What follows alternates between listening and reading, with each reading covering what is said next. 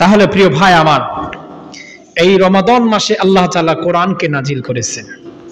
কোরআনকে কি করেছেন? নাজিল। দলিল কি?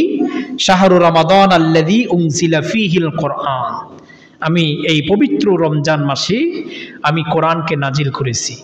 যদি আমরা প্রশ্ন করি যে কোরআন কেন নাজিল হলো, হুদাল লিন্নাস, এটা মানব জাতির হেদায়েত, মানব জাতির কল্যাণ, সামাজিক, পরিবার, রাষ্ট্রীয় ক্ষেত্রে, ব্যক্তিগত সমস্ত জায়গায় কোরআন আপনাকে একটা কল্যাণময় জীবন দান করবেন। সুবহানাল্লাহ করবেন না?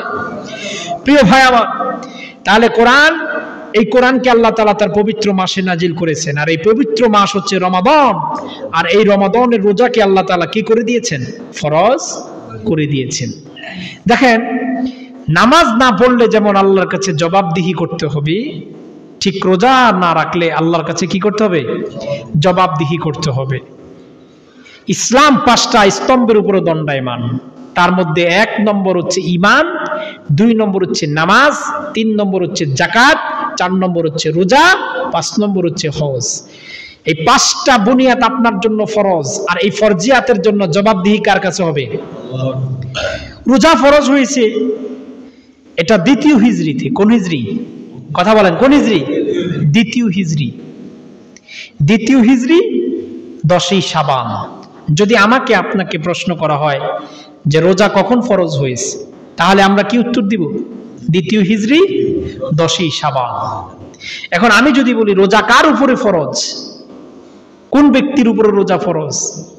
আল্লাহ বলেন কুতিবা আলাইকুমুস সিয়াম কামা কুতিবা আলাল্লাযীনা মিন ক্বাবলিকুম লাআল্লাকুম তাত্তাকুন। আল্লাহ বলেন ইয়া আইয়ুহাল্লাযীনা আমানু। তাহলে 1 নম্বর রোজা যার উপরে ফরজ সে হচ্ছে ঈমানদার। কি বলেন? বলেন, আমরা কি ঈমানদার না বেঈমান? আবার বলেন, ঈমানদার। এজন্য প্রিয় ভাই আমার, এই পবিত্র মাসে, মহিমান্বিত একটা মাস, এই মাসে আল্লাহ তাআলা তার শ্রেষ্ঠ গ্রন্থ কোরআনকে নাজিল করেছেন। আপনি যদি কোরআনকে প্রশ্ন করেন, কোরআন রমাদানের কোন রাতে তোমাকে নাজিল করা হয়েছে, কোরআন জবাব দিবেন ইন্না আনজালনাহু ফি লাইলাতুল কদর। দেখেন, রমাদান এমন একটি মাস যে মাসে কোরআন নাজিল হয়। রমাদান এমন একটি মাস যে মাসে আল্লাহ তাআলা এমন একটি রাতে কোরআন নাজিল করেন। সুবহানাল্লাহ, সুবহানাল্লাহ। লাইলাতুল কদর, ভাগ্যের রাত। কিসের রাত? ভাগ্যের রাত। এ রাতে কোরআন আল্লাহ তাআলা নাজিল করেছেন মানব জাতির কল্যাণের জন্য, মানব জাতিকে হেদায়েতের নূর দেওয়ার জন্য। কদ জাআকুম মিনাল্লাহি নূরুন ওয়া কিতাবুম মুবিন।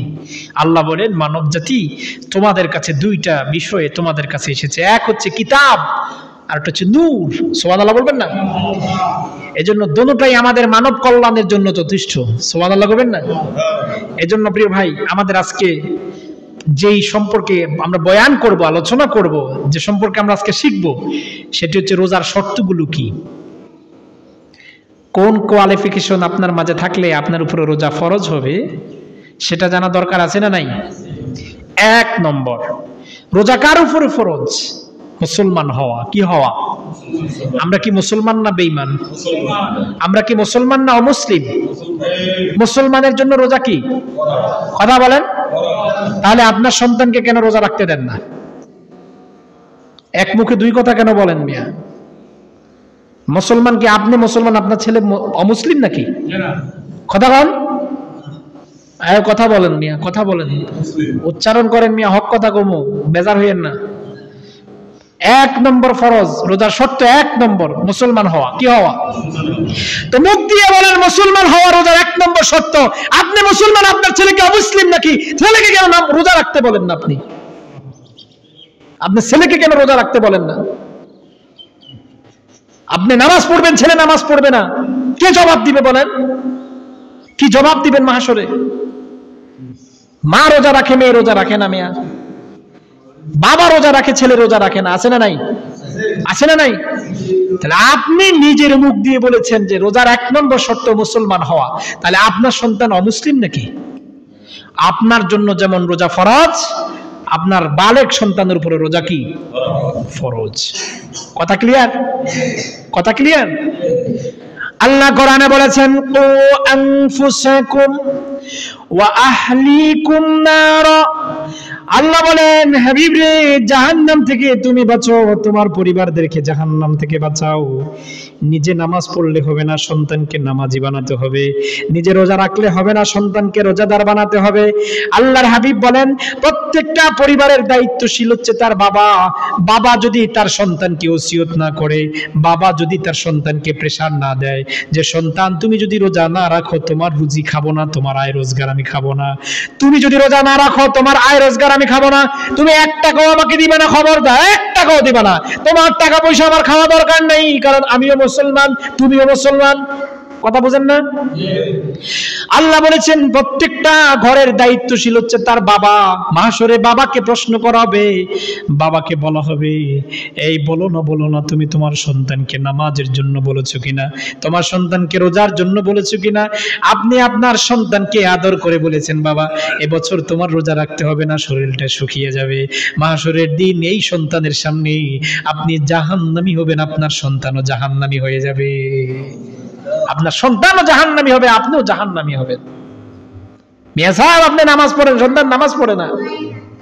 আপনি রোজা রাখেন, সন্তান রোজা রাখে না। কি লাভ এই নামাজ পড়ে, কি লাভ এই রোজা রেখে? বোঝেন না কথা? রোজার 1 নম্বর শর্ত কি? মুসলমান হওয়া। কি হওয়া? ইয়া আইয়ুহাল্লাযীনা আমানু। আল্লাহ বলেন ঈমানদারকে বলেছেন। আল্লাহ এখানে কাফিরদেরকে বলেন না, আল্লাহ এখানে মুনাফিকদেরকে বলেন না, আল্লাহ এখানে ঈমানদারকে বলেছেন। আল্লাহ মানুষকে 3 ভাগ করছেন। কয় ভাগ? মানুষকে কয় ভাগ করছেন? 3 ভাগ। এখন আসেন আপনি কোন ভাগের মধ্যে আছেন? এক হচ্ছে ঈমান, ইয়া আইয়ুহাল্লাযীনা আমানু, ঈমান। ইয়া আইয়ুহাল কাফির, কুল ইয়া আইয়ুহাল কাফিরুন, কাফির। মুনাফিক, আপনি কোন কাতারে আছেন?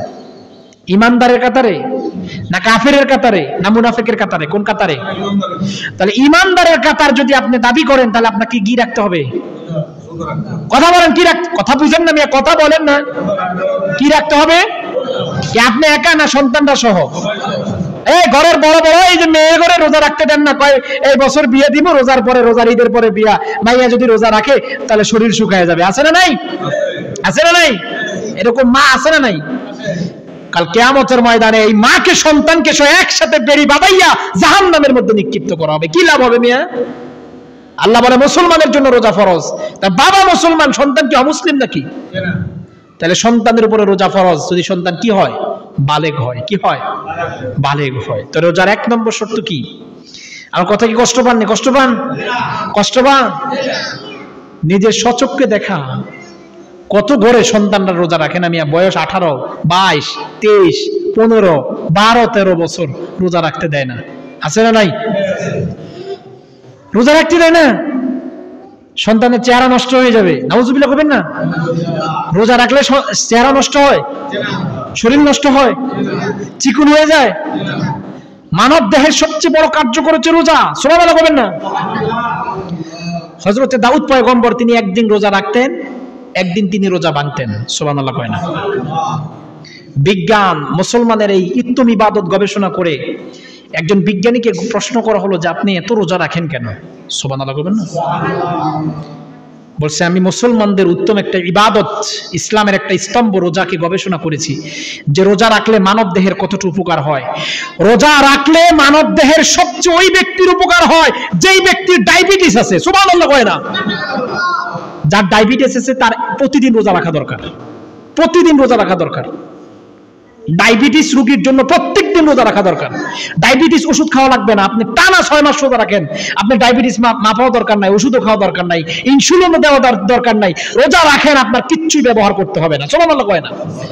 ডায়াবেটিস যারা আছেন, যারা হার্টের সমস্যা আছে, হার্টের সমস্যা আছে যাদের, তারপর লিভারের সমস্যা যাদের আছে, রক্তকণিকা দুর্বল হয়ে গেছে যাদের, এই সমস্যাগুলো আছে, মানব দেহের প্রায় 41টা বড় বড় রোগের উপকার করে দেয়। সুবহানাল্লাহ।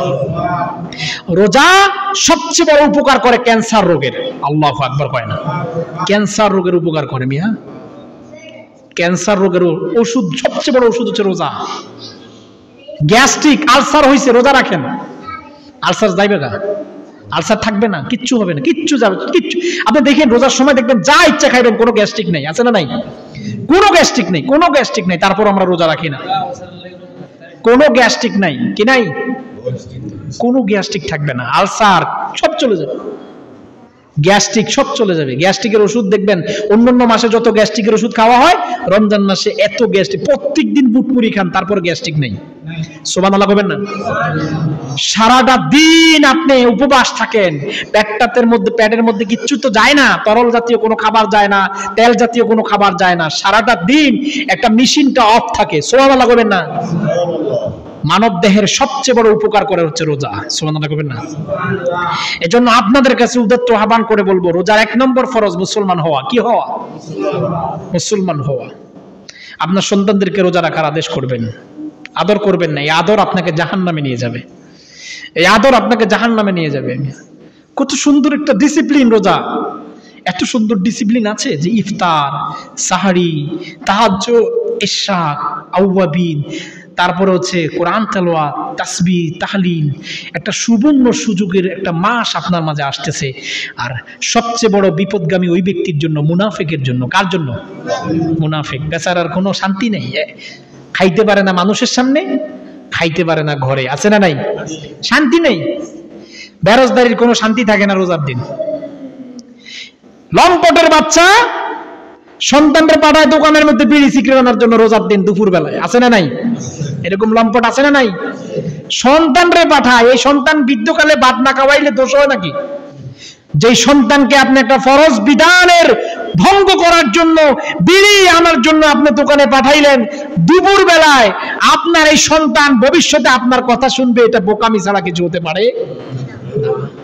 বিচার দেন মেম্বরের কাছে, চেয়ারম্যানের কাছে। মিয়া, সন্তান যেমন পারছেন সন্তান তো এমনই করবে। এমনও বাবা আছে সন্তানদের বিড়ি ধরাই দেয়, আছে না নাই? আছে না নাই? আবার বিচার দেয়, হুজুর আমার পোলা বিড়ি খাই, একটু ডাক দিয়ে না। আরে বিড়ি তো আপনি ধরানো শিখাইছেন, আছে না নাই? আল্লাহ হাবিব বলেন, যেমন বাবা হবে তেমন সন্তান হবে। যেই ঘরের মধ্যে মা বাবা নামাজি হবে সেই ঘরের মধ্যে সন্তানরা নামাজি হবে, যেই ঘরের মধ্যে মা বাবা রোজাদার হবে সেই ঘরে সন্তানরা রোজাদার হবে। এই জন্য রোজার 1 নম্বর শর্ত হচ্ছে মুসলমান হওয়া। ওরে ভাই আমার, বলতেছিলাম আপনি মুসলমান, আপনার ছেলে কোনো অমুসলিম না। আপনার উপরে যেমন রোজা ফরজ, আপনার সন্তানের উপরে রোজা ফরজ। এই জন্য অবশ্যই এই দিকে খেয়াল রাখা উচিত। আমি আমার সন্তানের দায়িত্বভার আমার মাথার উপরে আছে, আমার মাথার উপরে, আমার মাথার উপরে আমার সন্তানের দায়িত্বভার। আমার সন্তান পাপ কাজ করলে আমার ভুগতে হবে। বুঝেন না কি লাগা? আল্লাহ কয়, তুমি বাঁচো, তোমার আহালদেরকে বাঁচাও, জাহান্নাম থেকে বাঁচাও। একা একা ইবাদত করবা না, একা একা ইবাদত নয়, পরিবারদেরকে নিয়ে ইবাদত করো। সুবহানাল্লাহ বলবেন না? তাহলে 1 নম্বর শর্ত কি? মুসলমান হওয়া। রোজার 1 নম্বর শর্ত কি? তাহলে এই বছর আমরা প্রমিস করব, আমরা এক ঘরের মধ্যে সবাই মিলে, যেটা রোজা রাখবে না তারা ডাইরেক্ট আলটিমেটাম দিবি, তোর কোনো ভাত নাই। দুপুর বেলায় তার জন্য কোনো ভাত চড়াইবেন না। আয় হায়, ওর মতো খারাপ মা কে হতে পারে দুপুর বেলায় সন্তানকে ভাত খাওয়ার জন্য, ভাত খাওয়ানোর জন্য ভাত ছড়ায়? এরকম আছে না নাই? সকাল বেলায় ভাত রান্ধে, নাউজুবিল্লাহ মিন যালিক। ঘরে শিশু বাচ্চা থাকলে, নাবালেগ বাচ্চা থাকলে তার জন্য ভাত রান্ধেন, আপত্তি নাই, রুটি বানান, আপত্তি নাই। কিন্তু আপনার এই 12 বছর, 14 বছর, 15 বছর, 10 বছরের সন্তানকে কেমনে আপনি ভাত রান্ধে ভাত খাওয়ান? কি জবাব দিবেন আল্লাহর কাছে বলেন? কি জবাব দিবেন? কুতিবা আলাইকুমুস সিয়াম, রোজা ফরজ। রোজা কি? ফরজ। কোন বেরোজদারিকে রোজার দিন দাওয়াত দিবেন না। একটা কথা বলে যাই, কোন বেরোজদারিকে রোজার দিন, ওটা গরিব হোক, বেরোজদারিকে রোজার দিন রোজাদারকে দাওয়াত দিবেন। কারা দাওয়াত দিবেন? রোজাদারকে। শুধু রোজাদার না, রোজাদারের মধ্যে যারা নামাজি এদেরকে দাওয়াত দিবেন। বহুত রোজাদার আছে, নামাজ পড়েন, আছে না নাই? তারাবির নামাজ পড়েন, আছে না নাই? তারাবির নামাজ পড়েন না, দোকানপাটে ঘুরে কয় আমি তো রোজা রাখি। তারাবির নামাজ পড়ছ না, রোজা রাখস, ঠিক আছে রোজা হবে, কিন্তু তারাবির নামাজ এটা সুন্নতে মুআক্কাদা, তুই তারাবির নামাজ বাদ দিয়ে কেমনে পারলি? আয় হা, এরকম আছে না নাই? তাহলে ওদেরকে দাওয়াত দিবেন রমজান মাসে, যে রোজা রাখবে। রোজাদারকে খাওয়াবেন, রোজাদারকে ইফতার দিবেন। বেরোজদারির ঘরে কোনো ইফতার দিবেন না, কোন বেরোজদারির ঘরে কোনো ইফতার পাঠাবেন না। এটা গরিব হোক, না খাই মরক, এটা না খাই মরক, অপরাধ। সে আল্লাহর কাছে অপরাধী, আমাদের কাছে কি? আমি আজকে কিন্তু কড়া কড়া কথা বলতেছি, এটা আমার দায়িত্ব। কার দায়িত্ব? আমার দায়িত্ব। কারণ রমজান মাস আমার কাছে, আমার দরজার সামনে কড়া নড়তেছে। সুবহানাল্লাহ বলবেন না? বেরোজদারিকে রোজার দিন দাওয়াত দিবেন না। বেরোজদারিকে চিনার মূল কারণ, বেরোজদারির মুখ দেখতে একরকম, রোজাদারের মুখ দেখতে একরকম। আপনি দেখবেন, চিনবেন, রোজাদারদের মুখ থাকে উৎপল্ল, খুশি খুশি, আর বেরোজদারির মুখ থাকবে বেজার, এটা বড় ক্ষুধার্ত থাকবে। বেরোজদারির দাওয়াত দিবে, দেখবে ব্যাকের আগে হেডা খাইতে চাইবো, আছে না নাই? তাই না, তাই না, আজান তাই না, আছে না নাই? মিয়া সাহেব 14 ঘন্টা ধরে অপেক্ষা করতে পারছেন, মাগরিবের নামাজের আজানের জন্য এত অপেক্ষা করেন কেন? ওই সময় তো আল্লাহ তাআলা আপনার দিকে চেয়ে থাকেন। সুবহানাল্লাহ। আল্লাহর হাবিব বলেন, আল্লাহর কাছে রোজার দিন দুইটা কাজ সবচেয়ে উত্তম লাগে, একটা হচ্ছে ইফতার আর একটা হচ্ছে সেহরি। দামি দামি ইফতার নিয়ে যখন বান্দা মাগরিবের নামাজের আজানের আগে বসে থাকে, ওই সময় দোয়া কবুলের সময়, ওই সময় আজান দেয় না আজান দেয় না অপেক্ষা করবেন না, কারণ ওই সময় হাত চলে আল্লাহর কাছে যা দোয়া করবেন আল্লাহ সব দোয়া কবুল করবে। 14 ঘন্টা 40 মিনিট ধরে অপেক্ষা করতে পেরেছেন, মাত্র 2টা মিনিটের জন্য কেন ব্যস্ত হয়ে পড়েন? এই সময় তো আল্লাহর কাছে চাইতে পারেন, আল্লাহ গো, আপনি আপনার ফেরেশতা নিয়ে বসে আছেন আর আমার দিকে তাকায় আছেন, আর ফেরেশতাদেরকে বলে, ফেরেশতারা রে দেখো কত ভালো ভালো খাবার তার সামনে আছে, এখনো পর্যন্ত মুয়াজ্জিন আজান দেয় না, আজানের অপেক্ষায় সে একটা খেজুরও মুখের মধ্যে নেয় না। আমার বান্দা এই পূর্ব মুহূর্তে যা কিছু চাইবে আমি আল্লাহর কাছে সব দরখাস্ত আমি কবুল করে নেব। এজন্য প্রিয় ভাই আমার, রোজার সময় কোন সময় ইফতারের সময় ব্যস্ত হয়ে যাবেন না, কেন আজান দেয় না, কেন আজান দেয় না, মুয়াজ্জিনকে কখনো থ্রেট দিবেন না, কিরে ভাই আজকে 2 মিনিট পরে আজান দিলা কেন, এত 2 মিনিট দেরি হইলে কেন, এই কথা কখনো বলবেন না। যত অপেক্ষা করবেন তত অপেক্ষার খুশিটা হয়ে যাবে কি আল্লাহ।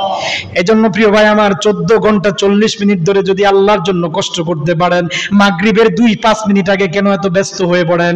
মুমিন বান্দা কখনো আজানের জন্য অপেক্ষা করে না, মুমিন বান্দা ততক্ষণ পর্যন্ত অপেক্ষা করে যতক্ষণ পর্যন্ত আহ্বান চলে আসে।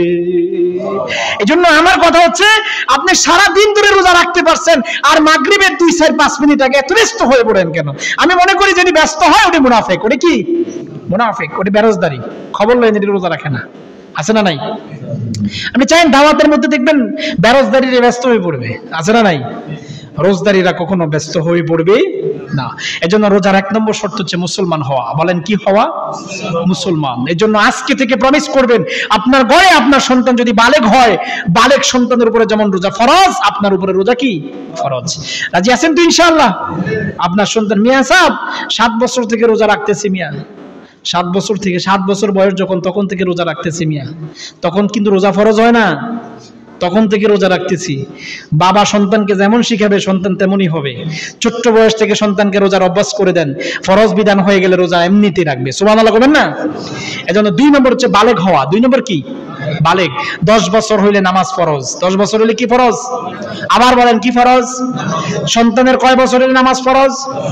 10 বছরের পরে কোনো আদর নাই, সোহাগ নাই, নামাজ পড়তে হবে, আলাদা বিছানা করে দাও নামাজ না পড়লে, ঘর থেকে বের করে দাও নামাজ যদি না পড়ে। নামাজ এমন একটা তরি, যেই তরি আপনাকে জান্নাতে নিয়ে যাবে। সুবহানাল্লাহ বলেন না? তো নামাজ যদি 10 বছরই ফরজ হয়, রোজা কি 10 বছরই ফরজ হয় না? তাহলে যে সন্তানের বয়স 10 বছর তাকে কেন রোজা রাখতে দেন না? প্রশ্ন আমার। বালেগের জন্য রোজা ফরজ। বালেগ কারা?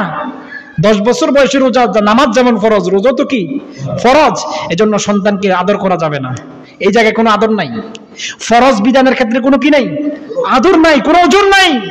শুকায় যাবি, রোজা রাখবি না, পরের বছর রাখিস, এই ওজোর দিয়ে যদি সন্তানকে বাধা প্রয়োগ করেন, মাহশরে কিন্তু আপনি আর আপনার সন্তান একসাথে বেড়ি বাইদা জাহান্নামে নিক্ষিপ্ত করবে। প্রস্তুত হয়ে আনেন মিয়া, আদর করার সময় নাই। আজকে থেকে বয়ান শিখবেন, মানুষের কাছ থেকে শিখবেন, উলামায়ে কেরামের কাছ থেকে শিখবেন যে রোজা কখন ফরজ হয়। তাহলে বালেগ হওয়া, কি হওয়া? বালেগ। তারপরে সুস্থ মস্তিষ্কের হওয়া, সুস্থ থাকা, কি থাকা? সুস্থ। দেখেন, সুস্থতা হচ্ছে সবচেয়ে বড় নিয়ামত।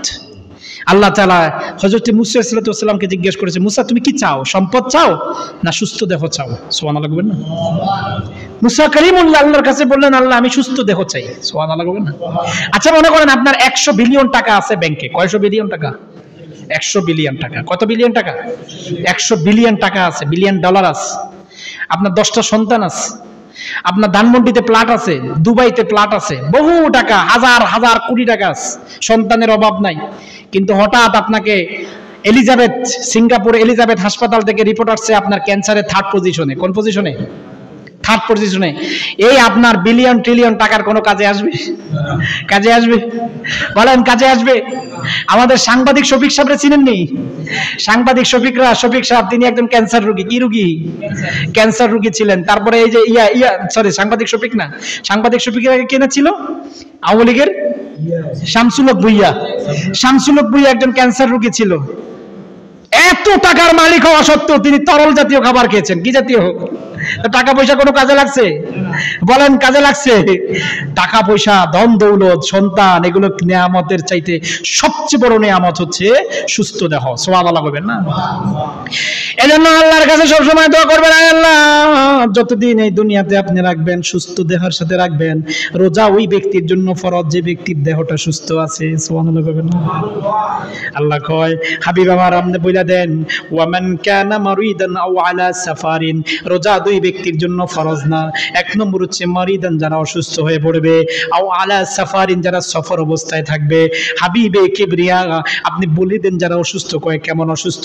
কয় প্রচন্ড পরিমাণ জ্বর চলে আসছে, 104 ডিগ্রি জ্বর, রোজা রাখলে তার শরীরের অনেক ক্ষতি চলে আসবে। আল্লাহ কয় না না না, রোজা রাখতে হবে না, রোজা ভেঙে ফেলো। প্রচন্ড পরিমাণ পেট ব্যথা, আল্লাহ কয় রোজা ভেঙে ফেলো। সন্তান প্রসব করবে এমন সময় রোজা ভেঙে ফেলো। আল্লাহ রোজা রাখার জন্য আদেশ করেন না। হাবিব গো আপনি কইয়া দেন, ফরজ বিধান অসুস্থতার কারণে যদি একটা রোজা ছেড়ে দেয়, একটা রোজার বিনিময়ে একটা রোজা রাখবে। তাও যদি রাখতে না পারে তাহলে দুইজন মিসকিনকে এক বেলা খাবার, দুই বেলা খাবার দিবে। একজন মিসকিনকে, কয়জন মিসকিনকে? একজন মিসকিনকে 2 বেলা খাবার দিবে। হাবিব গো, যারা সুস্থ দেহ থাকা সত্ত্বেও একটা রোজা ভেঙে ফেলে, বালেগ হওয়া সত্ত্বেও, মুসলমান হওয়া সত্ত্বেও যারা একটা রোজা ইচ্ছাপূর্বক ভেঙে ফেলে, ওই বান্দার জন্য জরিমানা হচ্ছে 60টা রোজা রাখতে হবে। কয়টা? সুস্থ দেহ, বালেগ, মুসলমান, এই ব্যক্তি যদি একটা রোজা ভেঙে দেয়, জরিমানা কয়টা রোজা? 60টা। হাবিব আমার এই 60টা রোজা ধারাবাহিকভাবে রাখতে হবে, একদিন মিস করা যাবে না। যদি একদিন মিস করে দেয় আবার 60টা রোজা রাখতে হবে। এই জরিমানা হচ্ছে এটা। যদি তাও 60টা রোজা না রাখতে পারে, 60 জন মিসকিনকে 2 বেলা খাবার দিতে হবে। কয় বেলা খাবার? সুস্থ দেহওয়ালা একটা রোজা ভাঙলে 60টা রোজা রাখতে হবে। আর অসুস্থ দেহ ব্যক্তি যদি অসুস্থতার কারণে, তীব্র অসুস্থতার কারণে একটা রোজা ভেঙে ফেলে, কয়টা রোজা রাখতে হবে? একটা। কয়টা? এজন্য রোজা ফরজ হওয়ার 1 নম্বর শর্ত হচ্ছে মুসলমান হওয়া, 2 নম্বর শর্ত হচ্ছে বালেগ হওয়া, 3 নম্বর শর্ত হচ্ছে সুস্থ হওয়া। সুস্থ, মনে করেন যে আপনার হঠাৎ ডায়রিয়া। কি ডায়রিয়া? ডায়রিয়া হয় না? রোজার দিন মনে করেন আপনি সাহারি করছেন, সব ঠিকঠাক, হঠাৎ বাথরুমে যাইতে আছেন, হাইতে আছেন, 3-4 বার চলে গেছেন গা। পরে যখন দেখলেন যে একেবারে শরীরটা কি হয়ে গেল, নিস্তেজ হয়ে গেল, ওই অবস্থায় কি রোজা রাখবেন? কথা বলেন। ওই অবস্থায় রোজার বিধান নাই। আও আলা সাফারিন, সফর অবস্থায় রোজার বিধান নাই। মারিদান, অসুস্থ অবস্থায় রোজার বিধান নাই। কয় বাথরুমে যাইতে তুই বেটা কাহিল হয়ে গেছ, রোজা ভেঙে ফেল। সুবহানাল্লাহ কয় না? প্রচন্ড পেট ব্যথা, আর পারতেছেন না, এই সময় আল্লাহ কয় রোজা ভেঙে ফেল। সুবহানাল্লাহ কয় না? প্রচন্ড বমি চলে আসতেছে, বমি আর বমি, রাসূল কয় ওই সময় রোজা ভেঙে ফেলো। সুবহানাল্লাহ কবেন না? হঠাৎ তুমি জমিনের মধ্যে দাঁড়ানো ছিলা, হঠাৎ তুমি জমিনে পড়ে গেছো, ঠাস করে পড়ে গেছো, আয় হায় তোমার মাথায় পানি জ্বলতেছে, এরকম হয় না? হয় না? এটাও মারিদান অসুস্থতার মধ্যে পড়ে। রাসূল কয় এই অবস্থায় রোজা ভেঙে ফেলো। সুবহানাল্লাহ কয় না? তোমার শরীর দেহ সুস্থ, এই সুস্থ দেহে তুমি কিভাবে রোজা ভাঙবা? সুবহানাল্লাহ কয় না? তারপরে রাসূল বলেন যারা সফর অবস্থায় থাকবে। কি অবস্থায়? সফর মানে হচ্ছে কয় মাইল জানেন? 72 কিলোমিটার। কয় কিলোমিটার? নিজের বাড়ি থেকে কয় কিলোমিটার? মনে করেন আপনি আপনার বাড়ি থেকে ঢাকায় রওনা হয়েছেন, কোথায়? তার এখান থেকে ঢাকা কত কিলোমিটার হবে বলেন তো? এখান থেকে ঢাকা কি 72 কিলোমিটার হবে না? বেশি হবে না? তাহলে ঢাকা এটা সফরের কাতারে পড়ে। কিসের কাতারে পড়ে? তাহলে সফর অবস্থায় রোজা ভাঙ্গার বিধান কি আছে? বিধান আছে। তারপরে বলছে স্বাধীন হওয়া। কি হওয়া? স্বাধীন হওয়া। রোজা ফরজ হওয়ার আপনাকে স্বাধীন থাকতে হবে, পরাধীন থাকলে আপনার রোজা ফরজ না। তারপর হচ্ছে সুস্থ মস্তিষ্কের হওয়া। সুবহানাল্লাহ কয় না? পাগল, মাতাল, অচেতন হইলে, নামাজ ভঙ্গের একটা কারণ হচ্ছে পাগল, মাতাল, অচেতন হইলে। পাগল ব্যক্তির উপরে রোজা নাই। সুবহানাল্লাহ কয় না? একজন সাহাবী বললেন, ইয়া রাসূলুল্লাহ, পাগল ব্যক্তি যদি মুসলমানের ঘর হয় তাহলে তার নামাজ নাই। কয় তার নামাজ নাই, রোজা নাই, হজ নাই, যাকাত নাই। কয় তাহলে হিসাব কি হবে? কয় বিনা হিসাবে জান্নাতে যাবে। দেখছেন, পাগল ব্যক্তি বিনা হিসেবে জান্নাতে যাবে, একজন পাগল ব্যক্তি। শরীয়তের মাসআলা, মুসলমানের ঘরে যদি তার জন্ম হয়, যদি তার মস্তিষ্ক বিকৃত হয়ে যায়, তাহলে এই ব্যক্তি বিনা হিসাবে জান্নাতে যাবে। সুবহানাল্লাহ বলেন না? এর কোনো হিসাব নাই। এই যে দেখেন না রাস্তাঘাটে কত পাগল ঘুরে, এদের কোনো হিসাব নাই, এদের কোনো কি নাই, হিসাব নাই, এদের নামাজ নাই। আর দেখেন পাগল ব্যক্তির কোনো বিচারও নাই, আছে না নাই? পাগল ব্যক্তির দুনিয়াতে কোনো বিচার আছে? একটা পাগল যদি আপনারা কোপ দিয়া 2 খণ্ড করে পালায়, তার বিচার আছে? বিচার নাই। এই জন্য পাগলের চেতাইয়া নিজে ক্ষতিগ্রস্ত হয়েন না, বিচার নাই। রাসূল কয় পাগলের চেতাইও না, পাগল যদি তোমাকে আঘাত করে এটার কোনো কি নাই, বিচার নাই। নামাজ না পড়লে যে জায়গায় আল্লাহ বিচার করবে না, রোজা না রাখলেও বিচার করবে না, হজ পালন না করলেও বিচার করবে না। পাগল ব্যক্তি কাকে বলে? কয় যার দুনিয়ার কোনো চিন্তা নাই, তার দুনিয়ার কোনো চিন্তা ধারণা, পারিবারিক সামাজিক ক্ষেত্রে কোনো চিন্তা ধারণা নাই, এই ব্যক্তিটা পাগল। মাতাল, মাতাল ব্যক্তি বলছেন, মাতাল ব্যক্তি অপরাধীর কাতারে আছে। মাতাল ব্যক্তি কি? অপরাধীর কাতারে। যেমন মনে করেন একজন সুস্থ মানুষ, সে মদ খাইছে, কি খাইছে? গাঞ্জা খাইছে, ইয়াবা খাইছে, ফেন্সিডেল খাইছে, বাবা খাইছে, খাইয়া নিজের সুস্থ মস্তিষ্কের বিকৃত করার কারণে সে অপরাধী। কি? সে অপরাধী। তাহলে মাতাল ব্যক্তি অপরাধী, মাতাল ব্যক্তি অপরাধী। 2 ব্যক্তি অপরাধী না, এক হচ্ছে পাগল, আরটা অচেতন। আরটা কি? অচেতন। মনে করেন হুজুর আমি হঠাৎ মসজিদে আসছি, হঠাৎ আমার গুরান দিয়ে জমিনে ফালাই দিয়েছে, আছে না নাই? তাহলে অচেতন ব্যক্তির উপরে নামাজ নাই। যখন তার ইয়া ফিরে আসবে, চেঞ্জ ফিরে আসবে, তখন তার নামাজ। সুবহানাল্লাহ কয় না? তাহলে যার চেঞ্জ নাই, সাময়িকের সময় চেঞ্জ চলে যায়, ওই ব্যক্তির উপরে নামাজ নাই, রোজা নাই। সুবহানাল্লাহ বলেন না? তারপরে যে ব্যক্তিটা পাগল হয়ে যাবে, ওই ব্যক্তির জন্য কি নাই? নামাজ নাই। এজন্য সুস্থ মস্তিষ্ক থাকা, রোজা ফরজ হওয়ার একটা শর্ত কি? সুস্থ মস্তিষ্ক থাকা। তারপরে মুকিম হওয়া, মুসাফির। মুকিম আর মুসাফিরের মধ্যে পার্থক্য কি? মুসাফির নিজের বাড়ি থেকে 72 কিলোমিটার দূরে সফর করে 3 দিন 3 রাত, অধিক পরিমাণ যারা সফরে মানে ভ্রমণে যায়, এরা মুসাফির। আর মুকিম মানে নির্ধারিত বাড়িতে, নির্ধারিত জায়গা যারা থাকে, এদেরকে মুকিম বলা হয়। সুবহানাল্লাহ বলেন না? তাহলে মুকিম ব্যক্তি, মুসাফির ব্যক্তির জন্য রোজা রাখার বিধান নাই। মুসাফির ব্যক্তির জন্য নামাজ 4 রাকাত। নামাজ কয় রাকাত পড়তে হবে? 2 রাকাত, কসর করে পড়তে হবে। তারপর হচ্ছে আমাদের আম্মা জানের ব্যাপারে মাসালা হচ্ছে হায়েজ এবং নেফাস থেকে। আমাদের যে সমস্ত আম্মা জানরা হায়েজে, রমজানে যদি হায়েজ হয়, নেফাস হয়, এ সমস্ত আম্মা জানের জন্য কোনো রোজা নাই। সুবহানাল্লাহ কয় না? আমাদের যে সমস্ত আম্মা জান এবং বোনদের মাঝে হায়েজ এবং নেফাস দেখা দিবে, এদের কোনো কি নাই? রোজা নাই। তারপরে মনে করেন রমজানে অনেকে সিজার হয় না, বাচ্চা প্রসব দেয় না, তো বাচ্চা প্রসব করলে ওই সময় যদি তার কি থাকে, চেঞ্জ হারিয়ে ফেলে, ওই সময় তার কোনো কি নাই, নামাজও নাই, রোজাও নাই। তাহলে 1 নম্বর শর্ত হচ্ছে কি? মুসলমান হওয়া। আমরা যেহেতু মুসলমান, আমরা রোজা রাখবো, আমাদের ঘরের আওলাদদেরকে রোজা রাখার নির্দেশ করবো। রাজি আছেন তো ইনশাআল্লাহ? নিজে রোজা রাখলে হবে না, মাহশুরের দিন প্রত্যেকটা বাবাকে তার সন্তানের জন্য কাঠ গড়ায় দাঁড়াতে হবে। যেমনি ভাবে চাঁদপুর জজ করে দেখলেন, সন্তান অপরাধী হইলে অনেক সময় বাবা অপরাধী হয়, আছে না নাই? বাবা অপরাধী হয়। আজকে আমাদের বাড়ির পাশের বাড়ি, আয় হায় আয় হায়, বিদেশ থেকে কত টাকা কামাইছে, লক্ষ লক্ষ টাকা কামাইয়া কিছুদিন আগে জেলে লইয়া গেছে, বাপেরে আর ছেলেরে। কয়জনরে নিয়ে গেছে? বাপের আর ছেলের নিয়া ব্রাহ্মণবাড়িয়া থেকে মামলা করছে বাপের নামে আর ছেলের নামে। আচ্ছা, ছেলে অবৈধ টাকায় কামাইছে, তাহলে বাপের কি অপরাধ ছিল? আরে বাপের অপরাধ ছিল কি জানেন? বাপে ওই যে ব্যাংক থেকে চেক উঠাইছে, এই জন্য বাপের নামে চেক করছে। মামলাটা হয়েছে কি, ছেলে বাটপারি করছে আর বাপে কি করছে, ব্যাংক থেকে চেক উঠাইছে। চেকের মামলা দুজনে খাইছে। এই জন্য অনেক সময় দেখা যাচ্ছে মামলা ছেলের কারণে বাপে খাইতে হয়, আছে না নাই? মামলা খাইতে হয় ছেলের কারণে। মাসুরে বেনামাজি সন্তানের কারণে মামলা ওই বাবাকেও খাইতে হবে। কথাগুলো বুঝতে পেরেছেন? বেরোজগারি সন্তানের কারণে বাবা রোজা রাখছে অথচ সন্তান রোজা রাখে না, এই সমস্ত বাবাদেরকেও এই সন্তানের কারণে মামলায় অবশ্যই হাজিরা দিতে হবে। কার কাছে? এই বলেন কার কাছে? দুনিয়াতে বুঝেন না সন্তানের কারণে বাবার হাজিরা দিতে হয়, তাহলে মাহশুরে বেনামাজি সন্তানের জন্য একজন নামাজি বাবাকেও হাজিরা দিতে হবে। কার কাছে? এই জন্য আপনার দায়িত্ব। এই একটা কথা বলে দিচ্ছি, হুজুর আমার সন্তানরা আমি কইছি বাবা নামাজ পড়, বাবা রোজা রাখ, এখন সন্তান রোজা রাখে না, নামাজও পড়ে না, আমার কি কোনো আল্লাহর কাছে যাইতে হবে? আমার কি কোনো হাজিরা দিতে হবে? রাসূল কয়, যেই সন্তানকে বাবা ওসিয়ত করে বাবা নামাজ পড়, তোর কারণে যেন আমি আসামি যেন না হই, আল্লাহর কাছে যেন ধরা না খাই, তুই নামাজ পড় বাবা। রাসূল কয়, দুনিয়াতে বাবা যদি তাকে এই ওসিয়ত করে তাহলে মাহশরে বাবা আসামি হবে না। সুবহানাল্লাহ কয় না? এজন্য আপনারা যারা বাবা আছেন, আপনাদের সন্তানকে সর্বক্ষণিক বলবেন, আপনারা আল্লাহর কাছ থেকে আসামি হিসাবে মুক্ত পেয়ে যাবেন। আল্লাহ আমাদের কবুল করুক, আমিন। আসসালামু আলাইকুম ওয়া রাহমাতুল্লাহ।